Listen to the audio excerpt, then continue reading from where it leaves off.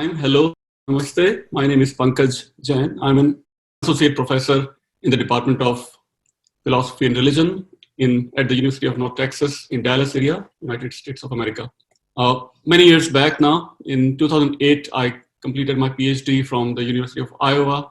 And while I was taking some courses on culture and ecology, religion and environmentalism, there used to be some mention of Bishnoi community and what they have been doing over centuries, just a couple of lines in some American articles, research articles.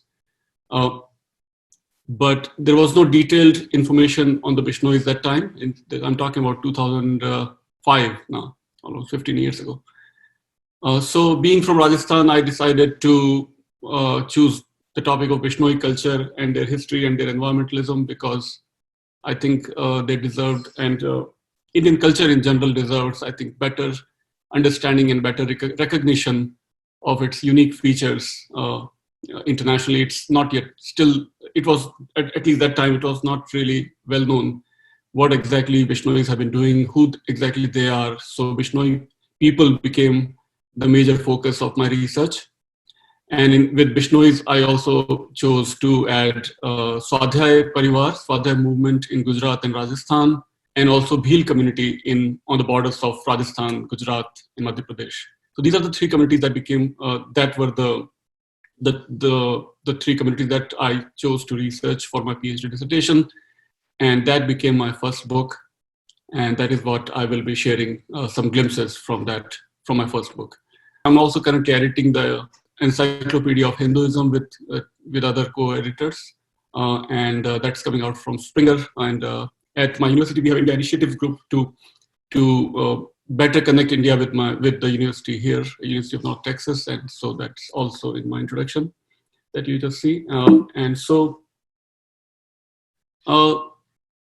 title of the talk, title of this presentation is Cultures of Sustainability equals Sustainability of Cultures. So these are the few examples from Indian culture or Hindu culture that have made sure that they can do their best to sustain the environmental resources around them. And as they sustain their environmental resources, their culture or their tradition in turn is automatically being sustained. So these are the two intertwined phenomena. If you sustain the culture, culture sustains you. As in Sanskrit also we have a saying, Dharma Rakshati Rakshitaha. Something similar is happening here. So Bishnois and Swadhyais and Bhils, wherever I went, at least back in 15 years ago, I saw they are taking really good care of their environmental resources. And that's how they have been sustaining their traditions over the centuries. Then the other word that you see here, dharmic ecology, is a relatively, at least again 15 years ago, it was, I think it's still a relatively new category. There was different categories of ecology, philosophy, such as shallow ecology, deep ecology, and so on. And there was there was no category of describing the environmental efforts from Indic perspective, dharmic perspective. So few of us started using this term dharmic ecology, and I built on that idea and then added these three communities as part of the dharmic ecology framework. So these are the two communities that I'm going to share today in this webinar. So one started in 1490s. That's the Bishnoi community that we are talking about. It is also referred to as Vishnoi with a V because they do worship Vishnu as their main deity. So Vishnu is connected with Vishnoi sometimes. They are also called as Bishnoi because Bishnoi 20 and 9. So sometimes they're translated in English as 29ers. So that's the other reason why they're called as Bishnoi, because they follow the 29 rules given by their guru, Guru Jambheshwar, who was born from 1451 to 1536, almost 500 years ago.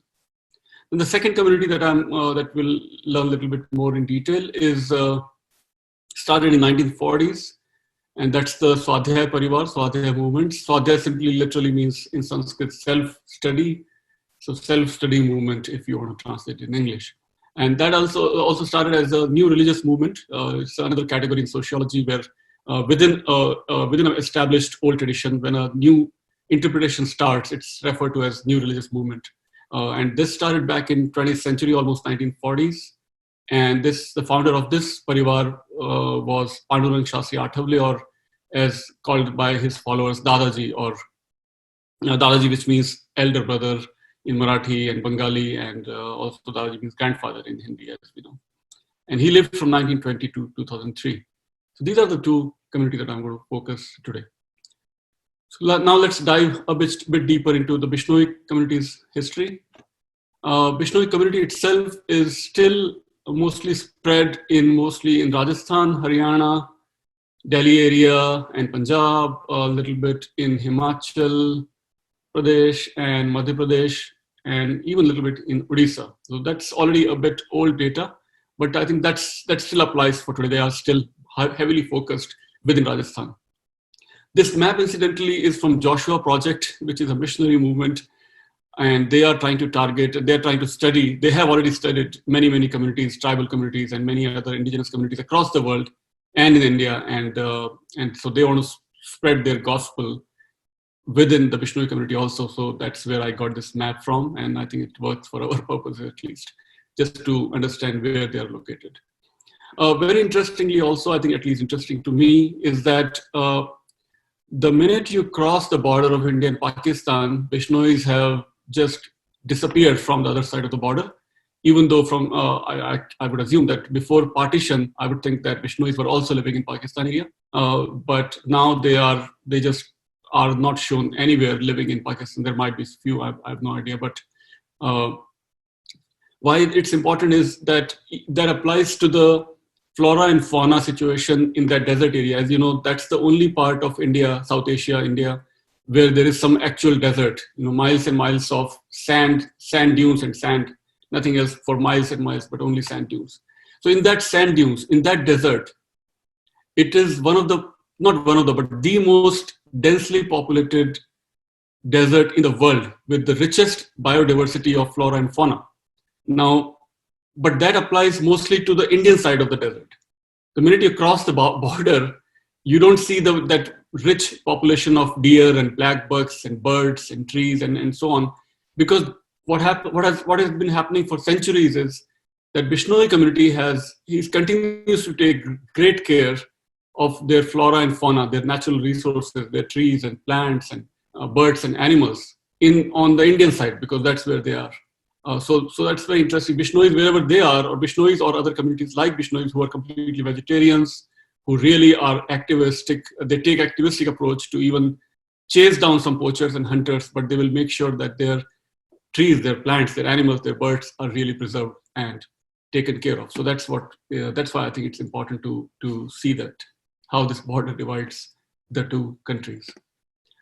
Now, to start with the origin of Bishnois, as is very common across the deserts regions of the world, it's also common for Rajasthan, that there are several these periods of droughts. There's not a single drop of water, and food is scarce, and there's no water. And in around 1485 also, there was a long drought for many years. There was no rain, no water, nothing like that. So people were dying, animals were dying, and so on. And I did confirm with geologists and geographers in the University of Arizona, and they confirmed that yes, there was really a desert. There was really a famine and drought in that time period, and that in that extremely disastrous time period, Guru Jambhoji, who was in his late or early 20s, he was really, I guess, full of reflection, and he decides to sit on a sand dune. And for many days, he's sitting in his meditation. We can now call it as meditation, but yeah, he just sat reflecting on the situation. And after many days of this contemplation, meditation, reflection, he came up with some kind of a revelation, some kind of a enlightenment experience, if you want to call it. Mystical experience is what I call here. And then he realized in his enlightenment experience that humans must be taking care of their environmental resources. Otherwise, these famines and droughts will be a recurring phenomenon. And the place where he actually did this meditation is what I show here in this white tomb, marble tomb that Bishnois have built. And that's where he sat almost 500 years from today. And that's where Bishnois meet once or twice a year, and there's a huge fair mela where they all combine together. There is a Havan that happens there. Havan is a very integral part of Bishnoi culture, by the way, Yagya or Havan. And so that's where the memory of Guru Jambeshwar is eternally etched here at this place, which is called as Mukam in the district of Bikaner in Rajasthan. I went there in my research, and I was, it was hot summer, but I did make sure that I go inside and do my pranam. There is no murti there inside. Very interestingly, also I think that they don't believe in murti puja. There is no murti inside any of their Bishnoi temples, but there is photographs. There is images of Guru Jamboji, imaginary photographs, paintings or portraits of Guru Jamboji, but there is no murti. So that's how this they do the rituals and puja and havan and so on. All right. So as he came out of this mystical experience, enlightenment experience, he decided to codify his teachings into 29 rules. 29 rules. So as I mentioned, 29 is the word that is connected with the word Bishnoi, 29, Bis and Noi, 29, Bis and No. And then in 29 rules, he uses the word dharam in Rajasthani, ancient Rajasthani language that he used to, as he preached his teachings. He uses the word dharam to describe how we should protect the environment, because we want to prevent droughts and famines. Remember, that's the origin. He also talks about personal hygiene. So remember 500 years from now, where it's famine and drought and it's desert, but he exhorts his followers that they must take a shower. They must bathe every day. That's first. Now we take it for granted. But imagine 500 years from now, when even European culture did not even have a concept, did not have the concept of taking shower, bathing every day. This Guru Jamboji, supposedly, not aware of scientific or Sanskrit intellectual traditions, but in his own way, in his own enlightenment, he decides to teach his followers, his disciples, that they must be practicing personal hygiene. Very, very important, very interesting.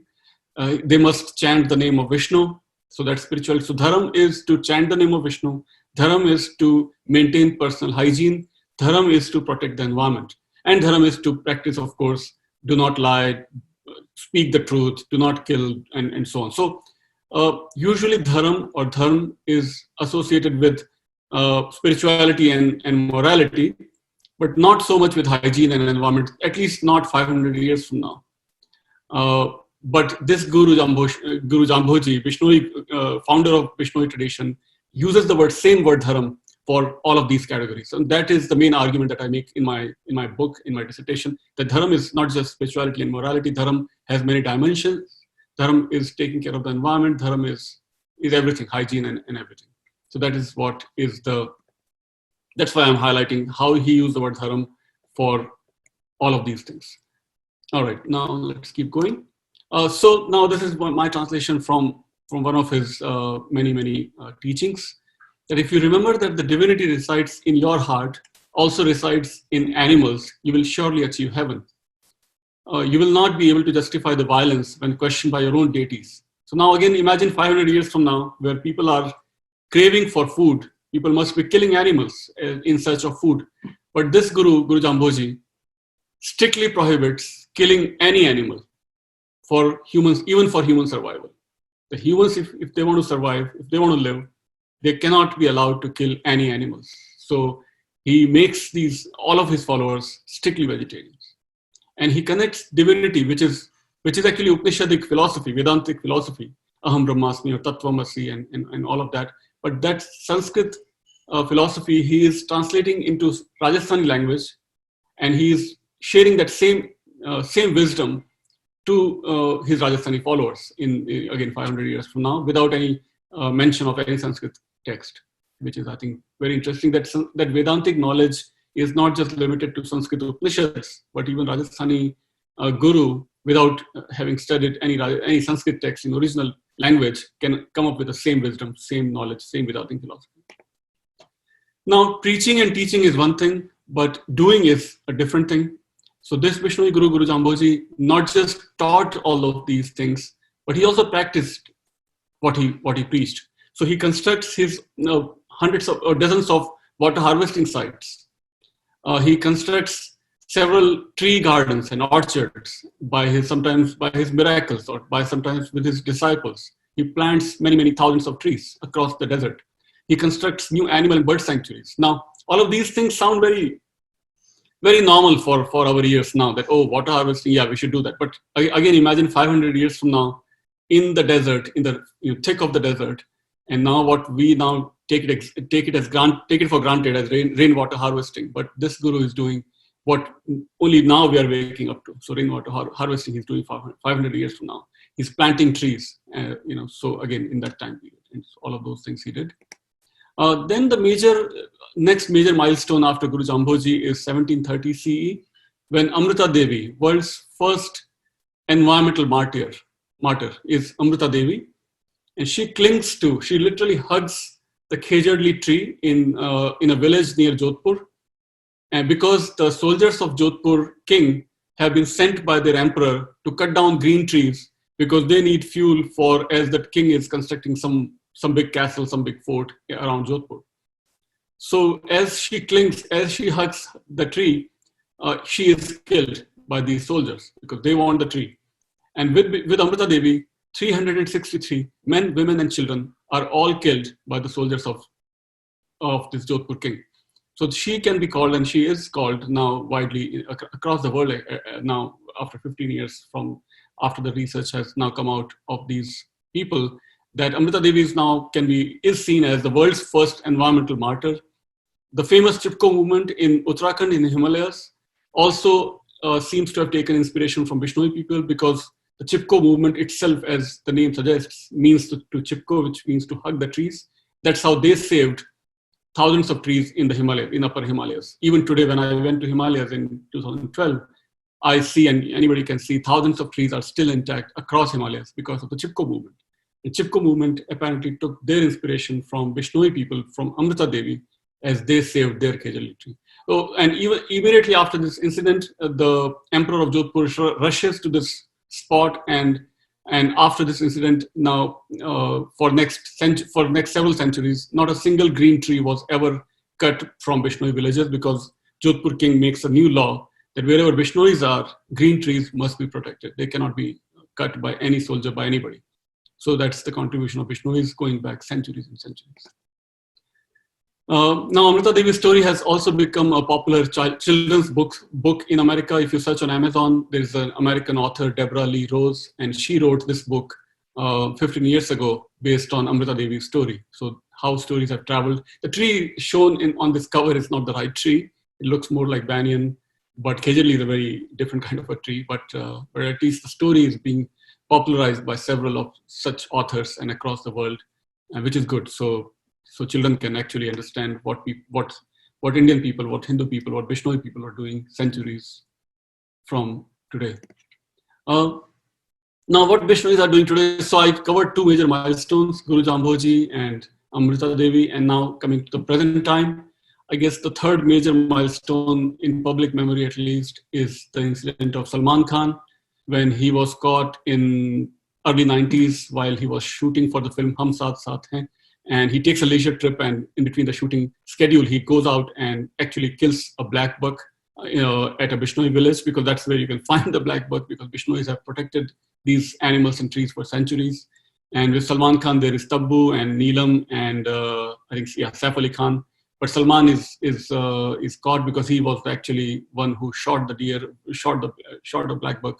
And Bishnoi people, as soon as they hear that gunshot, they rush to the spot, they catch Salman, and he's still fighting that court battle, I think. So that's but that's not a single incident of Bishnoi activism. Salman is not the only one that they have caught. They've caught hundreds of other such similar hunters and poachers over centuries, and they don't hesitate even in sacrificing their own life. So in the second picture that you see here is a father who is proudly telling a story of his son who is killed by some other hunter in some other village, because hunters know that if they want to shoot any animals, they will have to go to Bishnoi villages. And many times these young Bishnois are killed by hunters and poachers. And here the father of that killed son is very proudly saying that that I'm very proud of my son because he saved another deer. And third picture that you see here is a Bishnoi woman taking care of her own child with the same love and affection as a deer cub. Then Indian government also woke up, I think in 90s, I want to say, and they established a new award called Amrita Devi Award. As I said, Amrita Devi is the first environmental martyr, and Indian government wanted to honor the first environmental martyr by naming the award after her. And interestingly, this award is named after a Bishnoi, and it is also given mostly to Bishnois because they are at the forefront in doing environmental work, environmental activism. So the award is named after a Bishnoi, award is given mostly to Bishnois.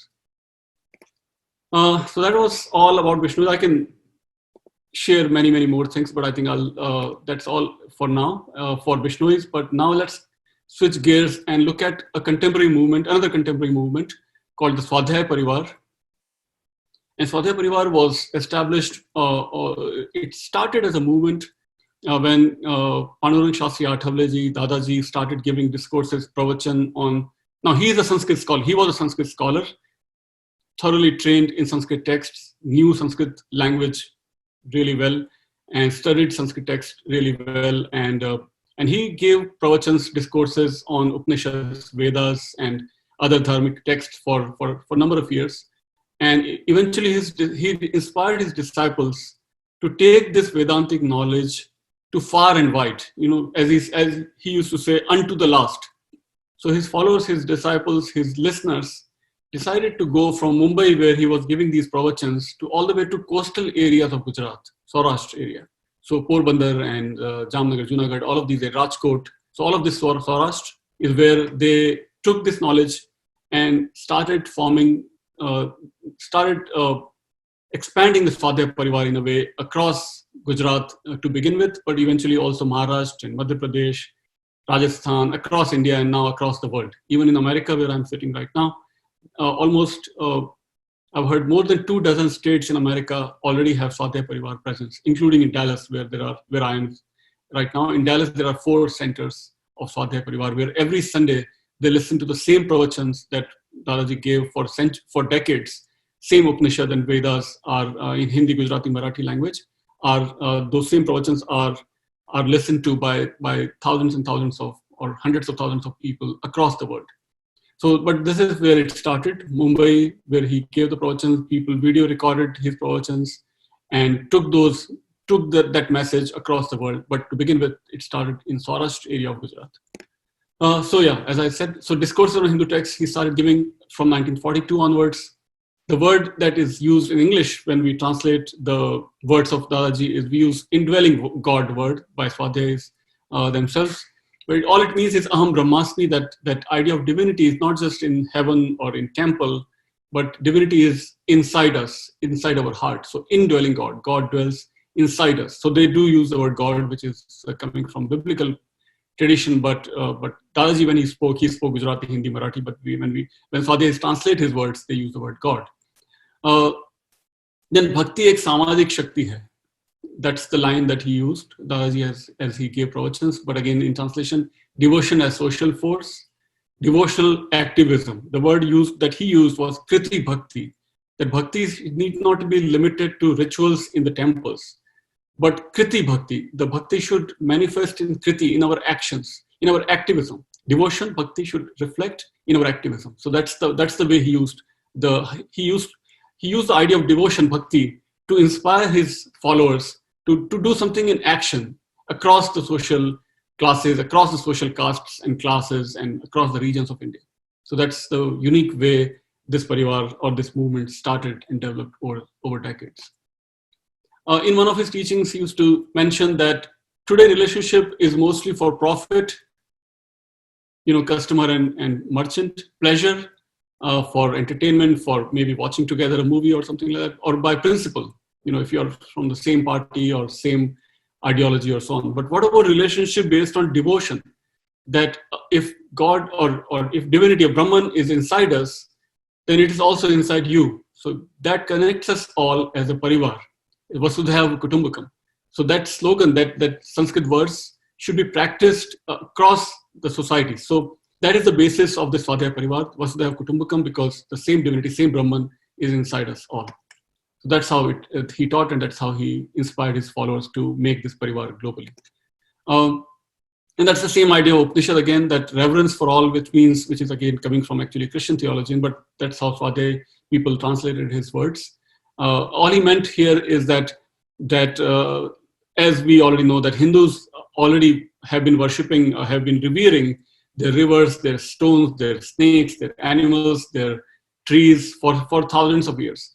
So that same idea, he again reminded his followers that we should and we must revere, we must respect and revere every particle in the universe, because everything is divine. That's a long quote translated from his words. And then again, bhakti as social bhakti, I already mentioned the kriti bhakti, devotion and activism.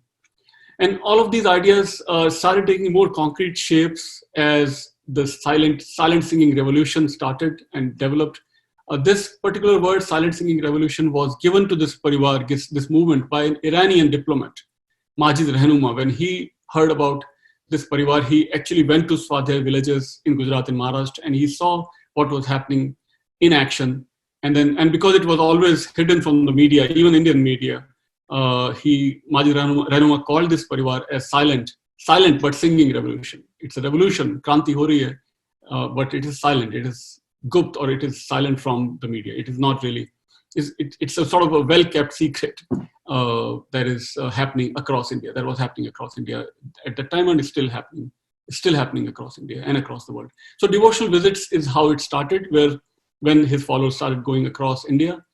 Then wherever they establish some, I guess, core number of people in many villages, hundreds of villages, they came up with these socio-spiritual shrines, or as they call it, Amritalayam. Amritalayam means a temple, a mandir, where there is no murti necessarily. There may or may not be a murti, but there are images of different Hindu gods and goddesses, Shiva and Vishnu and Ganesh and so on.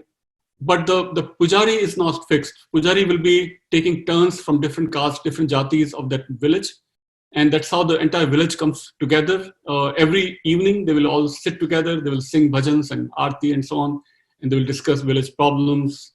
They will share their whatever wealth that they earned during the day. They will share to this mandir, this Amritalayam. And that wealth is collectively distributed, very secretly distributed to needy people in the villages, in that village. So that the one who is giving the donation should not have superiority complex. The one who is receiving the donation should not have inferiority complex. So in a very subtle way, in a very secret way, in very respectfully, the wealth is shared across the villages, across the people in that village.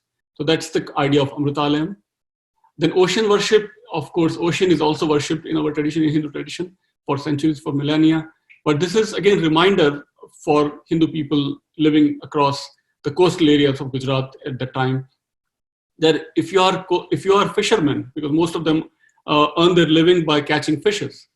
So if you are fishermen, you need to also take care of your source of your profession, of your career, of your wealth. So you need to keep your oceans clean. So fishermen community was encouraged to keep the coastal areas clean, to build new boats, large boats, in which one day of the catching fishes was kept as a day of Ekadashi, so 11th day, which is already holy day. So anything that you catch on Ekadashi is your bhakti towards Bhagwan. So that earning, that wealth, you will keep it aside for socio-spiritual bhakti. So that wealth will be collected together and again distributed to the needy people in that village. Again, in a very subtle way, this donation is still being done in many villages across Gujarat and Maharashtra and elsewhere. Then dairy industry, similar idea, take care of the cattle, but also generate new wealth and use that part of that wealth in a very divine way, in a very spiritual way, to take care of the needy people in that village. Tree temples, also similar idea, construct Vraksh Mandir, construct new Vraksh Mandirs, grow fruit trees, chiku and mango and other fruits, and generate this wealth. But whatever wealth that you sell in the market, that wealth is Mahalakshmi, because this tree temple does not belong to one person, it belongs to the entire village, because everybody will take turns and devote their labor And as they devote the labor, as the products come out of these trees or plants, is product of the entire village. So it's Mahalakshmi, and to be used only for spiritual donation. And farms of God are Yogeshwar Krishi. Again, similar idea. Grow grains or anything that you grow in that, any crop that you grow in those farms is again considered as Mahalakshmi, because entire village has taken turns, done farming on these farms, and part of the wealth is again used in a very spiritual way, not as a cooperative. It's not a cooperative movement. It is not a socialist experiment. It is a spiritual experiment. It's a dharmic prayog is how they called it. They still call it dharmic prayog or swadhyay prayog.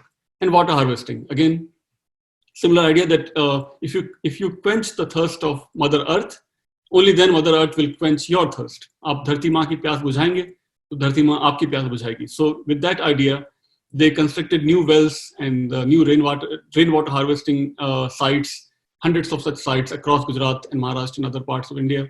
And by preserving this rainwater, the problem of water is largely solved wherever Swadhyay people have constructed these rainwater harvesting sites. So all of these ideas can be called as environmental ideas, because water and earth and planting new trees and cleaning the ocean. But the idea is not to become environmentalist. Idea is to become good swadhyayis or good dharmic people or good bhaktas, good devotees of the Brahman or Hindu gods and goddesses. By becoming good bhaktas, good devotees, environment is automatically, as a byproduct, is taken care of.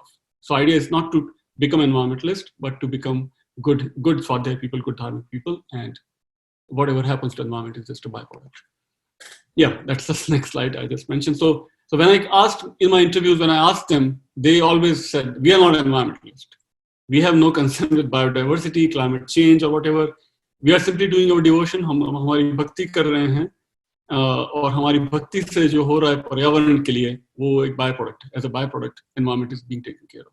So experiments, prayogs for farmers to express their reverence for divinity. Current Swadhyay leader is the daughter of Dadaji, and she is called as Didiji. Her name is Dhanashri Talwalkar. That's the picture that you see here. Arboreal Dharma is just my translation. Simply, how would we describe the Vriksha Mandirs and Yogeshwar Krishi, the farming and fruit trees that they've grown across Gujarat and Rajasthan, and Gujarat and Maharashtra mostly, but across India also. So sometimes it's called as reason-based religion. So religion is not just by blind faith, but actually rationality-based dharmic tradition, where these people are doing what they're doing with a clear understanding of what they're doing, not just out of blind faith, but with this understanding that they're expressing their devotion towards the trees, because trees are also divine, because divinity is also in trees. And there's different kinds of pujaris that they came up with. So full-time pujari, vanprasthas, those who are fully retired, can go and work in these farms and gardens as full-time pujaris. But those who are not yet retired will take weekends or maybe once a month or twice a month or 3 times or 4 times a month and express their devotion towards these trees as pujari. And then produce that comes out of these farms and gardens is treated as prasad, or prasad from Mahalakshmi. Exactly. So one who goes to farms just for work is a farmer, but one who goes to enjoy and respect greenery goes with reverence and gratitude towards God. This reverential perspective inspires the entire world and make the entire world green. Now this is an image from New Jersey, again 15 years ago, but even in America, wherever Swadhyayis are, they do these similar things. They plant small plants inside their homes or in their backyard, and entire family will come together, chant some Vedic hymns, Vedic mantras, and so on, so that the kids who are growing up in America should also feel the same connection towards Srishti in general, Prakriti or plants in general, and to form that bonding. Many Swadhyayis are doing similar things in America also with trees and plants. Then the timeline of 1979 is the first time when they planted the first tree temple. Vriksha Mandir first time was built in 1979. Wasteland Award was given in 1987. Magsaysay Award 1996. Templeton Prize, which is the largest monetary prize in the world, even bigger than Nobel Prize, was given in 1997. In 1999, Dadaji was awarded with Padma Vibhushan by Indian government. And then in 2020, Fourth Tea Temple was built. And then 2003, after Dadaji passed away, his daughter Didiji continues the work even today. So that's but this is kind of the summary of the entire presentation. And basically, mostly in my book, that dharma is used by these people, by both Dadaji and by Guru Jambhoji, to signify not just religion, not just spirituality, but also for physical characteristic of trees and plants and nature in general, also as duty and morality.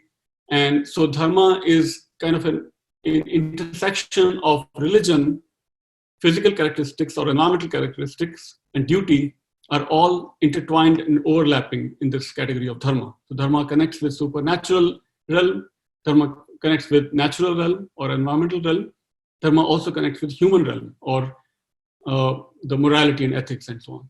So that's the summary of the two dharmic movements that I presented today. How nature inspires humans to become environmentalists in these two movements, and how morality and ecological aspects and dharmic aspects are all intertwined or synonymous. How these ideas of environment are embedded in our cultural norms as people are doing puja and rituals that can easily be translated into environmental forms because already these ideas are embedded in our culture. So that's that idea. Then dharmic ecology ideas, Vasudevam Sarvam, avatar idea of seeing non-human forms also as divine.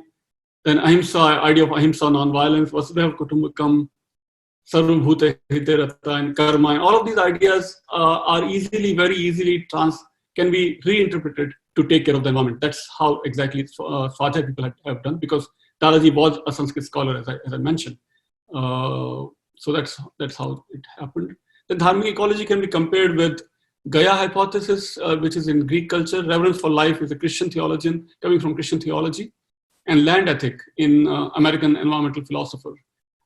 It can, in some aspects of dharmic ecology, can be compared with these ideas also. And these are my three books so this is the first book that I shared today. So two communities from the first book. Second book was based on research in Himalayan villages. Third, I just published a few months ago. So that was that slide. And yeah, that's all.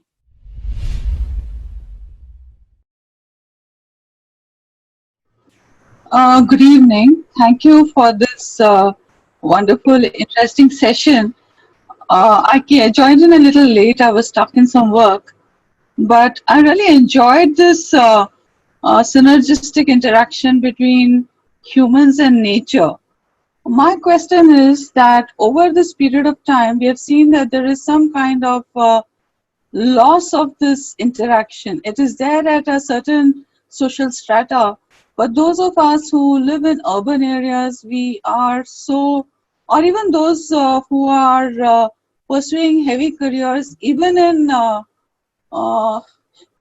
environmental, in the midst of the environment, we focus more on the money rather than on nature. There seems to be some kind of a loss of this empathy with the nature. One of the examples, and I'm going to say something which has hurt me immensely recently, has to do with the way the pregnant elephant was hurt and killed, murdered. Yeah. My question to you is, how do we bring back this empathy which the Bishnois have, which the other local people have? How do we bring it back into our next generation, the population, those of us who are doing urban work? Yeah, that's an ongoing challenge for all of us across the world, here and in India, everywhere. We all have to, I guess, keep learning about such communities that have been doing such work for centuries. Now books are available, such webinars are available. Let's attend such webinars, let's educate ourselves, and let's inspire our kids to also read such books, attend such webinars. And I think only education is the only answer, I guess. Our dharmic gurus also can do tremendous work, as exemplified by these two dharmic gurus in front of on your screen. So if more and more our leaders, spiritual leaders, parents, teachers, politicians, take up these ideas and connect these ideas with our tradition, existing notions that we already have. If that can happen, I think it will be easier. Let's say if we go to our temples and Pujari, instead of giving some mithai, some prasad, what if the Pujari is giving small plants or seeds that we can plant, right? And in our schools, what if these ideas, what I presented today, for example, what if there is a required subject at every level in every school where kids are learning about our own communities, our own traditions, and what people are doing on the ground, not just because it is coming out from scientific perspective, not just because it's cool to fight for climate change, not just because it's cool to write editorials, but because it is our duty, our dharmic duty. It's part of our culture. It's part of who we are. If all of us, not just kids, I think if all of us can be inspired to take some action based on these millennia of work that have been done by many communities. I'll just present it too. There are many more. In Kerala, you mentioned Kerala elephant, and in Kerala, that elephant accident in Kerala. And Kerala has one of the richest numbers of temple-based tree temples, sacred groves. Sacred groves are at their maximum number in Kerala. At least they used to be. I'm not sure of the current date as we speak now because of what has happened in Kerala over decades, floods and political scenario and whatnot. But Kerala has always had these largest number of tree temples. Temples inside the forests or large great trees inside the temples. So again, nature and spirituality was always intertwined, especially in Kerala, the sacred groves. So those are the things that we all have to take notice of. We have to learn about these things, and then take our kids to such great examples so that they can also be doing something similar as they build their future going forward. They build their own country, because we will be gone in few decades, but our children will be the ones. They have to shape the new country, new society, new world. So you mentioned at right the beginning of the talk that on the Indian side of the desert, of the Thar Desert, the Bishnois are sort of protecting the environment, both trees and animals. But on the other side, the moment you go into Pakistan, there aren't any Bishnois. So, I mean, so two questions really over there. That first, are you saying that the Bishnois had moved over during the partition and there aren't any Bishnois on the other side? That's question one. And question two, that do you have any comparisons drawn between, say, the dharmic ideas or Indic religionists, relationship towards nature, water, rivers, versus as compared with, say, religionists of Abrahamic religionists, if you like? Do you have a comparison of that? The only comparison that comes to my mind right now is the numbers or data of meat consumption across last few decades, few years at least. We have data, I think, going back almost 20 years now, how much meat is consumed across major economies, and also carbon footprint. So two things. So let's talk about carbon footprint first. So National Geographic magazine has counted the carbon footprint of major economies in the world: India and China and Brazil and European countries, Australia and North American countries. And India always comes out at the lowest number. Least carbon footprint of a major economy comes out from India, because the per capita consumption based on our food habits, our transportation habits, and overall consumer items, all of that usage, at least as far back as in 2012, India was at the lowest number. And the major contribution to that is the food habits. Because of the dharmic ideas, our meat consumption has been at the lowest number. So that keeps our overall carbon footprint also at the lowest number. Because now we know, based on many scientific researches that have been done across many years now, that meat consumption is one of the biggest reasons for climate change, one of the biggest reasons for carbon footprint. And people, I know that not everybody is 100% vegetarian in India, but even those people who do take meat products in India, they will do probably at the most probably once a day, or some people will take probably once a week, or not as heavy consumption of meat as in the Western countries, where breakfast, lunch, and dinner all has to be 100% meat. So that kind of a heavy consumption of meat is still not happening.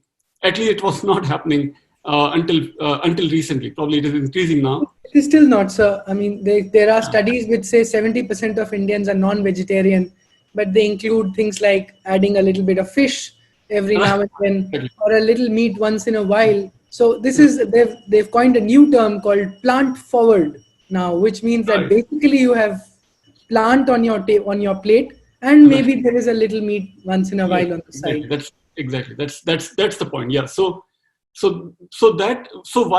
why this happened over millennia? Because and that's where I think the contribution of Jainism and Buddhism also need to be noted, that they really made sure, Jainism especially made non-violence itself as religion, ahimsa paramo dharma, even though that line comes from the Mahabharata. But Jains really took it to the heart and are the most have been at the forefront to spread non-violence and vegetarianism over millennia, at least 2,000 years. And so, and of course, many Agrawals and Vaishnav people across India, Hindus also, have been vegetarians for centuries now. So based on those ideas, those habits, our meat consumption is at the lowest level, our carbon footprint is at the lowest level. Our desert, as I said in the beginning, has the densest flora and fauna, because Vishnu people like the Jains and Bishnois who are living in these areas in Rajasthan and Gujarat are not mostly 100% vegetarians. And they will make sure that no animal is being killed. The Jains will go even to the Mughal court, Akbar and Jahangir and other Islamic emperors. And even they accepted the idea of vegetarianism. Akbar prohibited hunting, and even going back again more than 2,000 years ago, Ashoka also writes his edicts where he prohibits hunting, he prohibits killing of animals. So this has been a long tradition. Buddhism inspired Ashoka, as you know, and so Buddhism, Jainism, and people like Swadhyayis and Vishnois. Because of these people, I think we remained largely vegetarians. We are still, I think, largely vegetarians. And based on that, meat consumption is low, and based on that, our carbon footprint remains low. And we have to make sure that we do these things with rational understanding, not just because of blind faith. That's what the next generation will pick up, if we really understand and pass on these values in a very scientific manner, in a very rational manner. Sure. So many years ago, I'd read a small article in a newspaper or a news story on the sort of killing of, or not killing, but the drying up because of neglect of all small lakes and rivulets that passed in the Kashmir Valley. And that article actually associated that with the demographic change and the moving out of the Kashmiri Pandits in the 90s. So it was very stark that time, but I couldn't find that relationship ever again in any study. So I don't know if you have any access to such things. Yeah, that's very interesting. No, I didn't hear that also. That's really interesting. So as Kashmiri Pandits moved away from Kashmir Valley, did that negatively affect the Kashmiri water resources? I would be interested to find more, and I'll look it up. It has stayed with me. It was 15 years ago or more, but that story had stayed with me. I tried to find it many times, could not, but I thought that might be a very interesting thing to associate or relate to. Okay. Mm-hmm.